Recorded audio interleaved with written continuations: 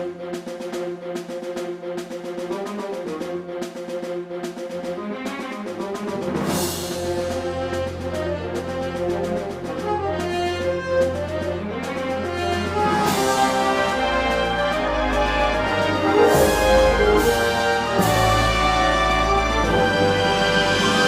United States Coast Guard, on an average day, saves 9 lives, responds to 25 pollution reports, seizes 297 pounds of marijuana and 247 kilograms of cocaine.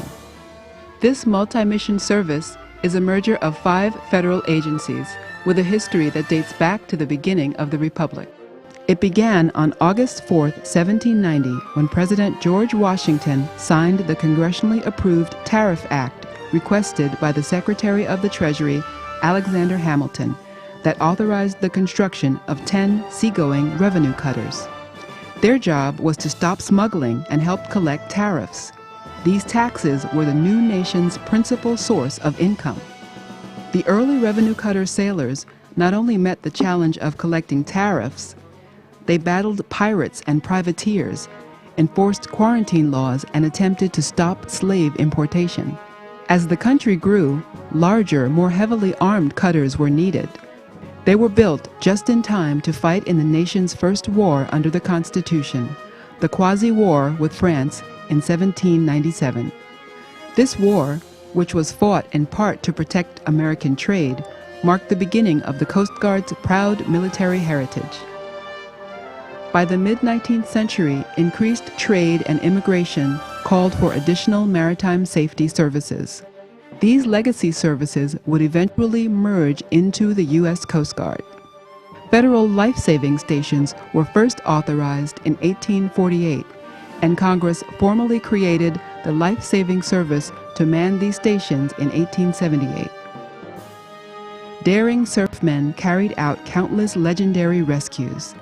In 1896, the life-saving crew at Pea Island rescued the passengers and crew from the schooner E.S. Newman by swimming to the wrecked ship with a line and pulling each person to shore. The Steamboat Inspection Service and Bureau of Navigation were also formed in the 1800s after a series of disastrous boiler explosions and other accidents. The Coast Guard's regulatory duties developed from these organizations.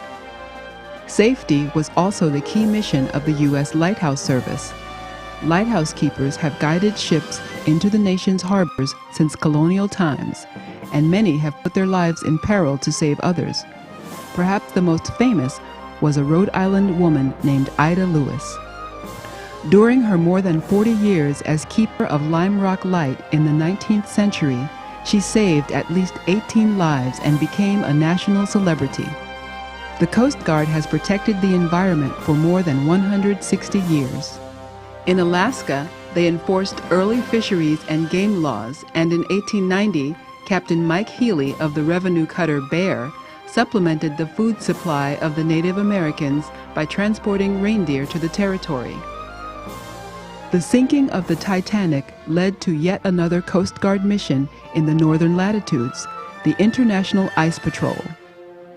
The modern Coast Guard began in 1915 when the Revenue Cutter Service and the Life-Saving Service merged and took the name United States Coast Guard.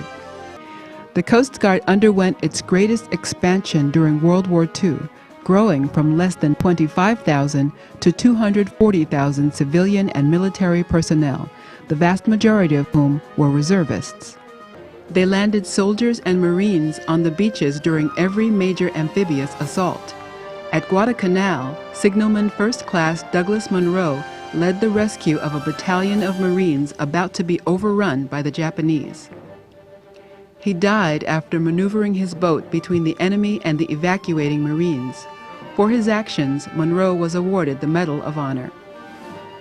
The end of the war permanently transferred the Bureau of Marine Inspection and Navigation to the Coast Guard, and the Lighthouse Service had joined the Coast Guard in 1939. The service was now truly a multi-mission organization. Ice operations expanded. In 1957, the cutters Storis, Bramble, and Spar crunched through the Northwest Passage to prove that ships building the distant early warning line could escape to the east. Wherever wars break out, the Coast Guard is called to action. On April 29, 1965, President Lyndon Johnson committed the Coast Guard to Vietnam in support of Operation Market Time, the Navy's campaign to interdict communist maritime infiltration in South Vietnam. Over time, the Coast Guard's presence grew and diversified. This included establishing explosives loading detachments, tending aids to navigation, ensuring safe port operations, and participating in combat search and rescue as part of a pilot exchange with the Air Force. From 1965 until 1973, over 8,000 Coast Guardsmen would serve in Vietnam.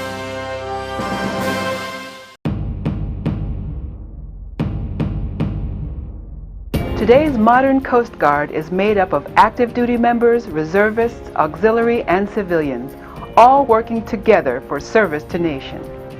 On waterways across the nation, from Alaska to Manhattan, the Coast Guard's presence ensures essential energy products and important cargo are delivered safely to residents and industry. Active duty members patrol our national borders, promoting and ensuring boating safety. We provide vital search and rescue service during natural disasters, as we did during Hurricane Katrina. We also coordinate response and cleanup efforts in the wake of accidents, such as the Deepwater Horizon oil spill. We are ready when needed to join other armed services in protecting our shores in times of conflict. The Coast Guard Reserve Force of nearly 8,000 trained men and women work alongside active duty Coast Guard personnel, performing the same tasks, especially since the attacks of September 11, 2001. The reserves have assumed an even deeper role in protecting American shorelines and the American exclusive economic zone. Reservists may be called to active duty at any time to help patrol and protect our shores. Our Coast Guard Auxiliary is an all-volunteer civilian force established by Congress to augment the Coast Guard forces by ensuring safety along the nation's coastlines and waterways, and by providing general support for Coast Guard operations and logistics. You may find an auxiliarist walking the docks, lending administrative support at a station, observing ice floes by air, or manning a radio watch. Their efforts have helped reduce loss of life, injury, and property damage. Every day, over 6,000 civilian employees in the Coast Guard work together with military personnel to save lives, enforce the law, operate ports and waterways, and protect the environment. These Coast Guard personnel work in over 200 different types of jobs in over 100 locations. Civilians play a key role in every aspect of the Coast Guard's function. The U.S. Coast Guard is a diverse group of nearly 42,000 men and women, safeguarding our nation's maritime interests in the heartland, in the ports, at sea, and all over the world. Today's multi-mission Coast Guard continues its 225-year life-saving legacy as an indispensable instrument of national security and safeguarding the lifeblood of our nation's economy as America's 21st century Coast Guard.